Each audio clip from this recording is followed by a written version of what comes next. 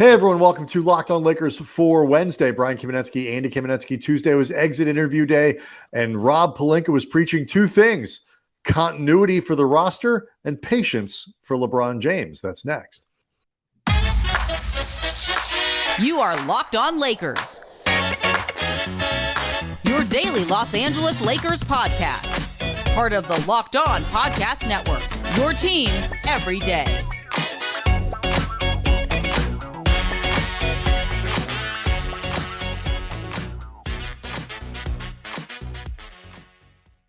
Thanks to everybody for making Locked On Lakers first listen of every day, Monday through Friday, no matter how or where you get your podcasts. It's always free. It's never going to be behind a paywall.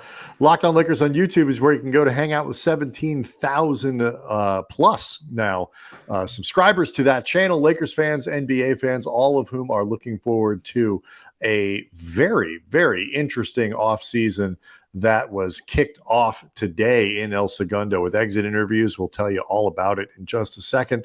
Do want to let you know that today's episode is brought to you by Bird Dogs. Go to birddogs.com/LockedOnNBA, and when you enter the promo code LockedOnNBA, they'll throw in a free custom Bird Dogs Yeti-style tumbler with every order. You can tumble with your Bird Dogs. Shorts and pants there. Very comfortable.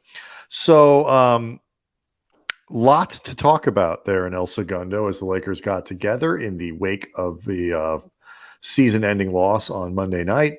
Darvin Ham spoke. Rob Pelinka spoke. Everybody spoke except LeBron and AD, but a lot of people talked about LeBron and AD, particularly LeBron. The minute, by the way, that LeBron just floated the idea that retirement could at least be a possibility, I can promise you that's when Anthony Davis said, nope. Not coming. Nope. Because I am not going to be the one, as LeBron's best friend on this team, or if nothing else, the perception as LeBron's best friend on the team. Certainly the guy seen as LeBron's second, the closest confidant. The other guy, the right-hand man. 1A, man. whatever it is, right. Nope. All my questions are either going to be, do you think LeBron's going to retire? Do you think LeBron's retirement has anything to do with his disappointment in you? Right. Nothing good was going to come from AD being there. Is LeBron so upset with your game 4 that he's just going to walk away? How do you feel about being the player that finally pushed LeBron into retirement? the Iron Man after 20 seasons, when he still seems like he's got a lot left in the tank. Whatever sleep at night, whatever AD? Notes you have, whatever suggestions, Darvin, drop them in a PDF and you can email them to me. I will happily chat about them another time. To that point, we'll get to the issues of Rob Pelinka talking about the roster and continuity and what he anticipates, what he signaled at the very least. They did obviously spend a lot of time. People were asked a lot about LeBron, and Rob Pelinka and Darvin Ham. I got the impression from both of them, Andy. Neither said it explicitly. I got the impression from both that they were they did not see this necessarily coming. LeBron's comments after game 4 that he is considering hanging him up. No, I got the impression actually that nobody involved with the Lakers had any idea that LeBron has even considered something like this, much less doing the old Magic Johnson, much less give voice to it. Yes. God, I became a GIF with Magic's surprise resignation as president of basketball operations, because when he did that press conference and he slid behind the podium like a minute after Luke Walton had just finished with his pregame State of the Union, which we knew was going to be his last as well, Magic said he was going to give an impromptu press conference in the beginning. I thought he was joking. I didn't actually think – I thought he was just making a joke. Everybody's here, so I might as well talk. But then all of a sudden he goes behind the podium and everyone's like, wonder what's going on. I thought he was either going to clarify that Luke Walton was going to be fired after that last game or was not going to be fired after that last game.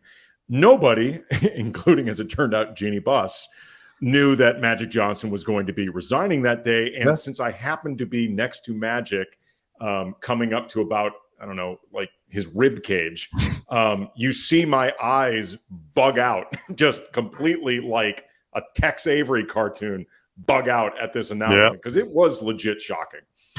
It was, and this one was as well. And I thought, Rob Pelinka, when asked about it, he said what you would expect him to say, which is, LeBron, we'll talk about it in the coming days when we have a little bit more clarity, when we have a little bit, but this is a choice that LeBron, by the way, he's not wrong. This is a choice that LeBron has earned, and we will respect and support whatever decision he makes. Please come back. please come back. I'm adding that part. That to me felt like subtext. But yeah, I mean, I think with Pelinka, the overriding step that he took, if you want to call it that, was to make sure he didn't take any, that he didn't get out ahead of anything that LeBron in any direction. In any direction. Said the obvious. He's a phenomenal player. He praised what he did in Game 4. Is amazing and unbelievable and inspirational, playing basically 48 minutes. But he wasn't going to put any pressure in either direction. Look, the Lakers will happily welcome him back if he decides he wants to stay. And if it's a pressure play, obviously Pelinka is not going to get into that either. But I thought the caution there was notable from both him and Darvin. Neither guy. Darvin actually had a pretty funny line when he was asked about this, and he said, "Look, after all of the trials and paraphrasing a bit, but after all the trials and tribulations of this season, and then the rebirth after the trade deadline and these playoff series and the results of the results of Game 4. Game 4, I was debating retiring." So, acknowledging just this season, while it ended up on, broadly speaking, a very positive note compared to where everything began at 2-10, with, if nothing else, the potential foundation for some optimism moving forward, you cannot overlook that it didn't end the way people wanted, and it was exhausting in any event. Well, it's hard enough to play playoff basketball just for the playoffs, and the Lakers were doing it starting in February. And so, you have to play with that level of intensity and that level of investment in every single game for months on end. It is mentally exhausting. It's physically exhausting. It's something Austin Reeves talked about, other players talked about as they took their turns at the podium. I will say I'm still a little surprised. And I say this with the saying that, if I have to bet on something, I bet LeBron is going to play next year. I'm still a little surprised that there doesn't seem to be a ton of space opening up, and maybe I missed it, for the idea that LeBron is not trying to pressure the Lakers. It's not a power play. It's not whatever. It's a guy who's likely going to have foot surgery, who has been going through an incredible grind, who just has to think about whether or not he wants to keep doing it. I feel like there's a non-zero chance he's just talking about retiring, folks. I mean, I think that is in part the byproduct of people never expect the greats to walk away before they absolutely have to. Remember with Kobe, everybody thought, well, he's going to retire, but he'll be back. There's no way. I know we both felt strongly no, when he says he's done, he's done. Oh, no, you and I were actually both pretty convinced, seeing how the post Achilles run was going and just how difficult it was for Kobe, and that he was not capable of being the player that he wanted to be, which was his sole purpose for playing in the first place. You and I were both very convinced before he was even officially acknowledged, this is my last contract. There's no way he's playing past 2016. There's not a prayer. And when when he retires, he's not going to unretire. Nope. Not for a second did either one of us thought he was going to be coming back. But I think it is in part the idea that the great ones, there's this expectation that they will always stay as long as they can, that they won't know what to do with themselves without basketball. But, I think also, too, with LeBron specifically, it's the idea that we've seen him do so many leverage plays over the course of his career You know, the way in Cleveland, he used to do all the series of 1-year contracts, always creating the exit threat. You know, this was something that he did in both stints in Cleveland. It was something that he did in Miami. It was frankly something that he did pretty much everywhere but the Lakers. The Lakers are pretty much the only place that he's never really done it.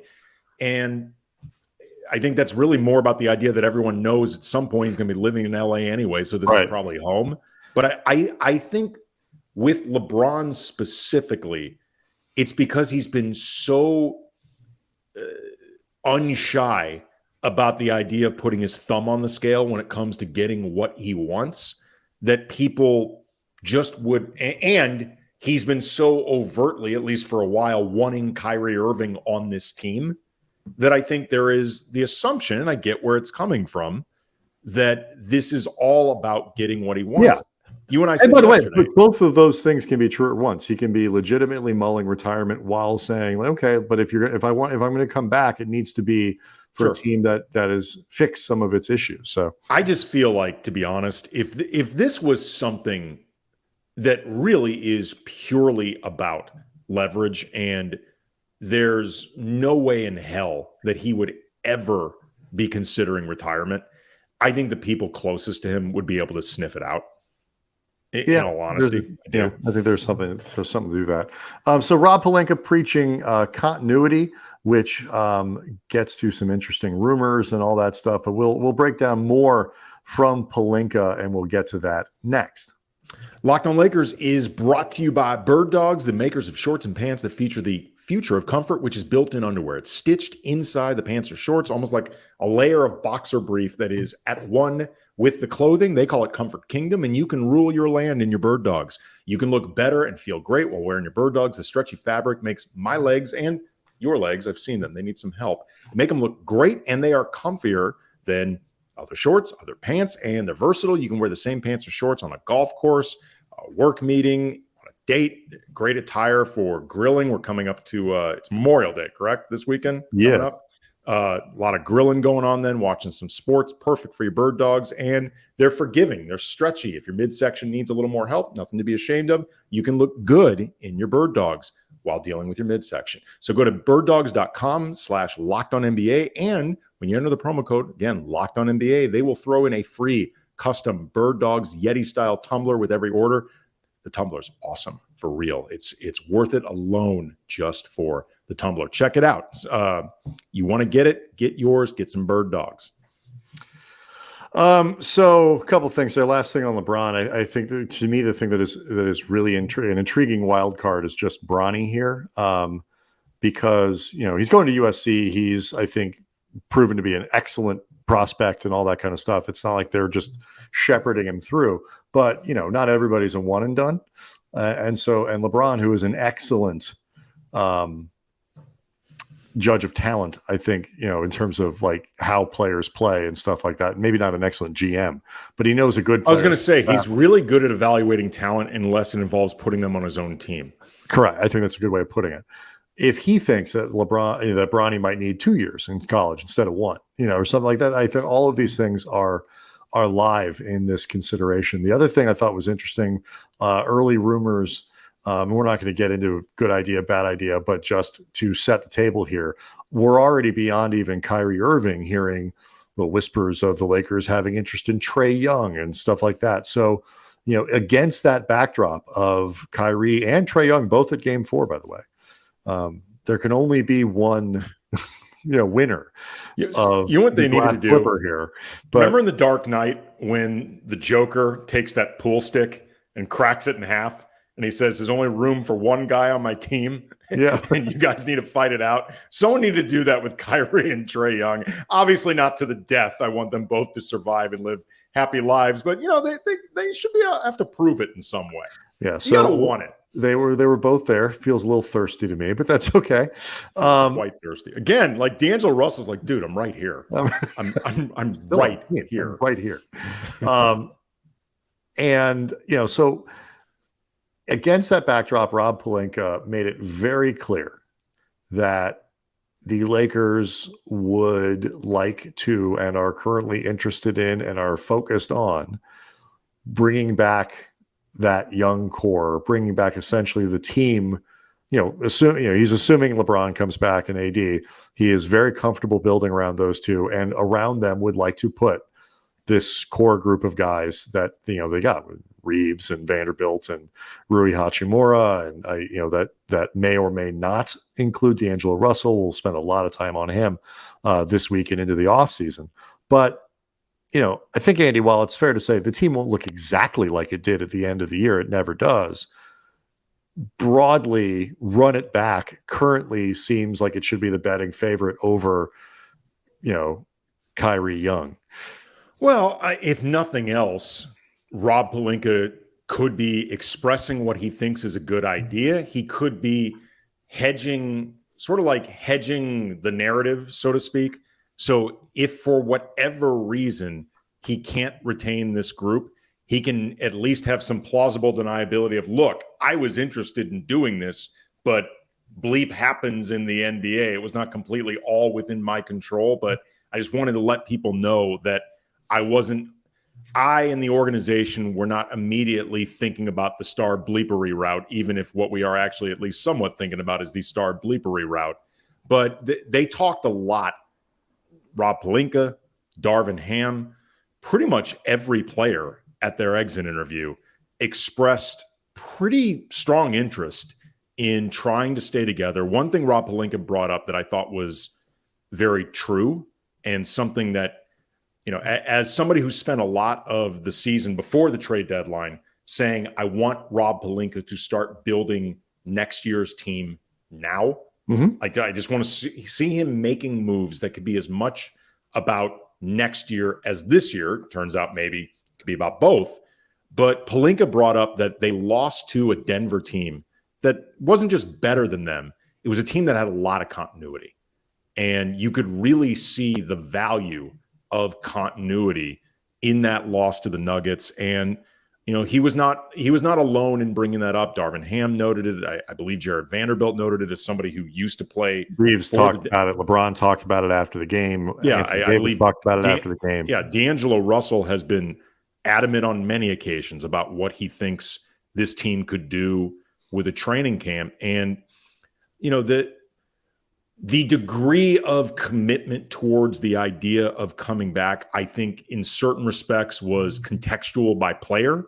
Like, for example, Malik Beasley seems like somebody who would like to come back, also seemed like somebody who during his exit interview was at least told there's a possibility that you could get traded because of your contract being almost entirely not guaranteed, depending on traded. There's all kinds of things could happen. Dennis Schroeder, I think, would be very interested in coming back. I think he is also very cognizant of the idea that because of the way the CBA works, coming off a veteran's minimum contract, there is only so much the Lakers can pay him, regardless of what they would pay him, and another team could outbid the Lakers. And after, turning down the $84 million the Lakers were begging him to take from them, he might not be in a position to take another haircut. No. And, I think, there's also to the aspect of it is the safest thing for Pelinka to say, even if it isn't what he wants to do. Because if you are interested in Kyrie Irving, it does not help your position on the first day of the offseason to be showing interest there and driving up a potential price in a sign and trade or whatever it might be. All of that said, as someone who always worries that the Lakers are going to go for the shiny object, I actually believe him, because I think they understand the value, and I would like to think, we'll get into maybe this a little bit more in the next segment. I would like to think they understand the value of a complete roster with not just a variety of players. And if it's not Malik Beasley, I don't think the Lakers are going to pay Malik Beasley 16.5 or whatever it is next year. But I think they could turn down his option and try to re-sign him for something less. Malik Beasley at 11 or 12, 9, 10, 11, 12, 13, something like that, given his track record as a shooter, I think is potentially quite attractive. I mean, Austin Reeves is going to make buckets of money in this offseason, but I think the Lakers are going to match whatever's out there for him. But more than any other potential free agent, while Rob Pelinka was his very typical cagey self and not, he acknowledged, he was basically treating this like the rules of free agency begin today. Therefore, I have to be super careful with how I talk about everybody. Right. It was pretty clear that if you had to name the one free agent that they're going to walk over the most broken glass to keep, it's Austin. Yeah, I would agree. And it should be Austin. It should. There's no question. But let's break this down a little bit more, just in terms of what it means, like whether or not they are really better off. Like sort of, it's almost table setting really for the entire off season.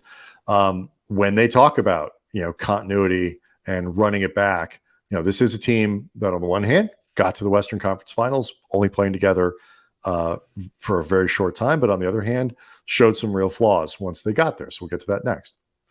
Locked on Lakers is brought to you by FanDuel, and you should make a fast break to FanDuel during the NBA playoffs. The finals just around the corner, and new customers can get a no-sweat first bet up to $1,000. That is $1,000, $1,000 back in bonus bets if your first bet doesn't win. And just download the FanDuel Sportsbook app. It's safe, secure, really easy to use, and you can bet on everything from the money line to the top point scores to getting saucy with an exclusive bet like the 2x3, 2 3-pointers scored in the first 3 minutes. I really wish the Lakers could have paid off that bet more often against Denver. Plus, FanDuel lets you combine your bets for a chance at a bigger payout with the same game parlay. It's safe, it's secure, you get paid instantly. There is no better place to bet all of the playoff action than America's #1 sportsbook. Make every moment more with FanDuel, an official sports betting partner of the NBA.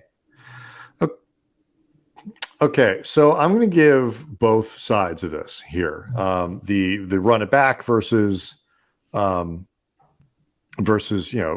about potentially the value of adding a Kyrie or a Trae Young or something like that.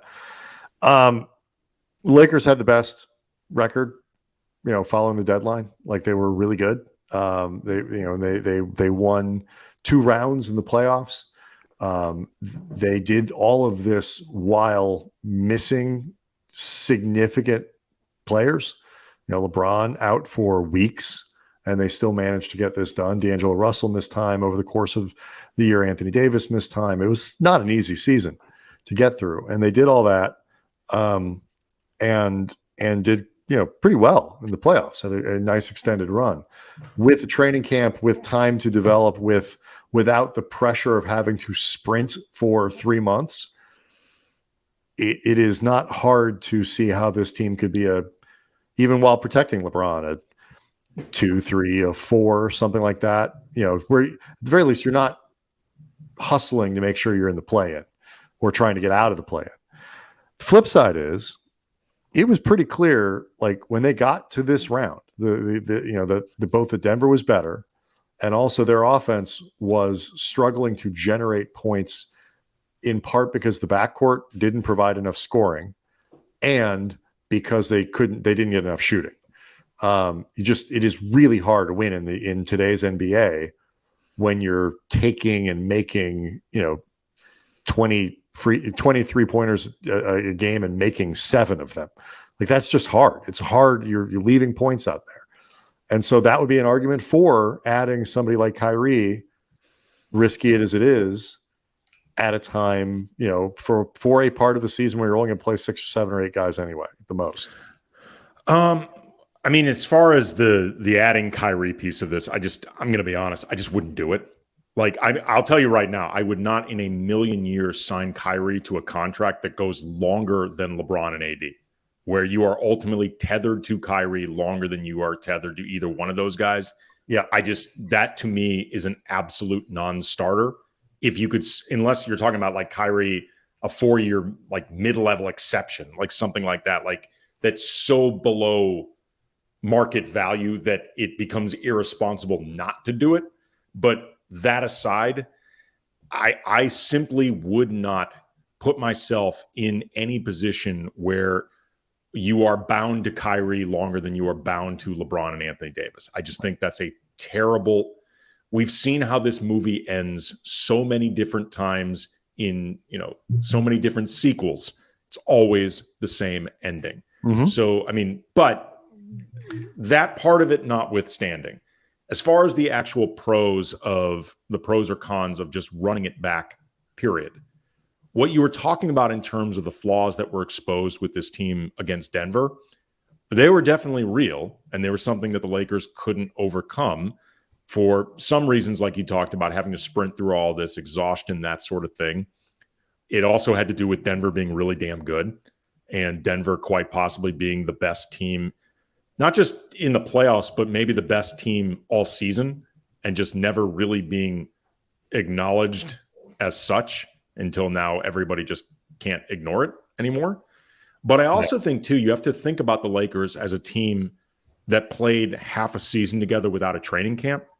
So a lot of what you would build over the course of a year would start becoming the counters to the counters, or the things that you have in your back pocket that you never show until the playoffs, which teams do all the time. Like teams will work on sets, they will work on certain things that they never break out until like the second round of the playoffs or later, because they want to try to beat the scouting. The Lakers never had the ability to really implement that because everything was a mad dash. And whether you think Darvin at this stage of his coaching career and with the staff around him could have implemented that stuff or not, the bottom line is they couldn't do it. They just, from a practical standpoint, there was no time. If you give this group, considering what they did on that type of, hastened clock, an actual preseason, and, hopefully guys stay relatively healthy or healthy enough that LeBron doesn't feel that burden by December, I think there is real potential there. Yeah, I do. And that's essentially, that is what Darvin and Pelinka, beyond the players themselves, but Darvin and Pelinka both really, I think, emphasized was that potential there of what it would mean to have an entire season. Your point about being able to preserve LeBron gets into a really interesting aspect of this that becomes relevant for the Russell conversations, for the Irving conversations, and all that stuff that we'll have. My last thing that I'll say of this before we go, the other part I think that is really important to consider, and I say this as somebody who is not automatically somebody who defaults to chemistry and vibes. When you hear guys talk about this team and this group as they got together, and their culture and all this stuff, you hear LeBron talk about the stretch that he was absent for and he missed, and the excitement of watching this group and how they came to work and all that stuff. The vibes around these guys are really good, and around the group are really good. And, what Russell provides in terms of a lightness that, was definitely missing in the Russ era, and the energy of somebody like Vanderbilt and somebody like Hachimura and what Reeves does. And it is a group that seemed to work both on the floor as a team. It works as a roster construction in terms of things pieces that Rob Pelinka can move around.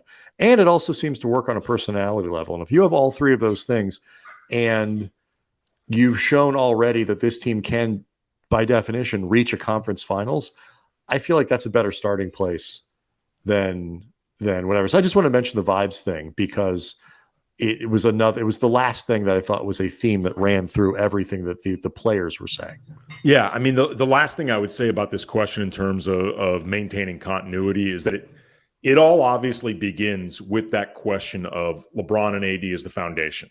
And do you believe LeBron can get through a season and an extended playoff run, being able to play at, if not a number one superstar level, because as we've talked about many times, that has to be Anthony Davis. It simply has to be.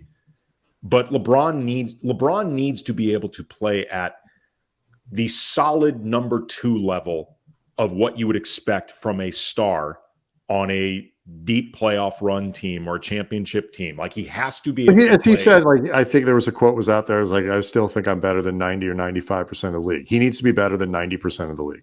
But that leaves, a few superstars that are better, but he needs to be at that level. Yeah. Right. Again, I'm not even talking about LeBron as the unquestioned number one that everything is built around. That has to be Anthony Davis. And if you don't think Anthony Davis can be that guy, it becomes problematic and something to consider, because LeBron has to have that guy next to him at this stage of his career. He has to. Yeah. Or somebody else has to, do you believe Austin Reeves can take another leap next year where he can be playing at an unquestioned all-star level? Or, if D'Angelo Russell can. We'll get it. This gets into roster construction and all. It does, but I'm saying this though is part of the continuity question, because the only reason you would run back Rui, Austin, D'Lo, or all of them, or try to run back all of them, is because you believe the LeBron AD foundation works. Otherwise, you have to approach this differently. They said they certainly, the Pelinka and Ham, as you would expect, reiterated their belief in that. We can, I think, and will have some conversations about whether they're correct.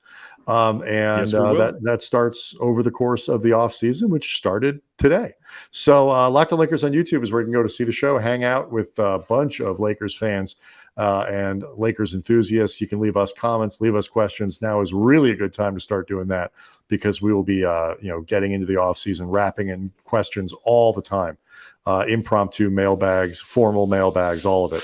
We're looking forward to what should be a very intriguing offseason, and we'll see everyone tomorrow.